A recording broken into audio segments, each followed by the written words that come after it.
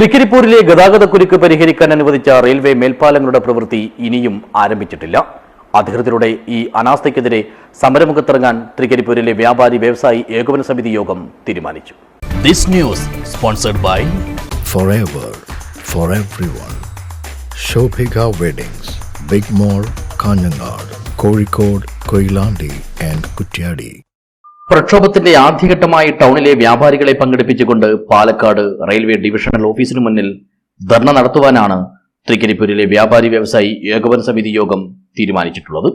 രണ്ടാം ഘട്ടമായി തൃക്കരിപ്പൂരിലെ മുഴുവൻ വ്യാപാര സ്ഥാപനങ്ങളും അടച്ചിട്ടുകൊണ്ടും പൗരാവലിയെ കൂടി പങ്കെടുപ്പിച്ചുകൊണ്ടും മനുഷ്യച്ചങ്ങല തീർക്കുവാനും തീരുമാനമായി. തൃക്കരിപ്പൂരിൽ ഇപ്പോൾ അതിരൂക്ഷമാം വിധം അനുഭവപ്പെട്ടുകൊണ്ടിരിക്കുന്ന ഗതാഗതക്കുരുക്ക് പരിഹരിക്കുന്നതിനായി അനുവദിച്ചിട്ടുള്ള റെയിൽവേ മേൽപ്പാലങ്ങളുടെ നിർമ്മാണ പ്രവൃത്തി ആരംഭിക്കുന്നതിനുള്ള ഒരു സൂചനകൾ പോലും കാണാത്ത പശ്ചാത്തലത്തിലാണ് സമരമുഖത്തിറങ്ങാൻ തീരുമാനിച്ചതെന്നും ഏകോപന സമിതി ഭാരവാഹികൾ വ്യക്തമാക്കി.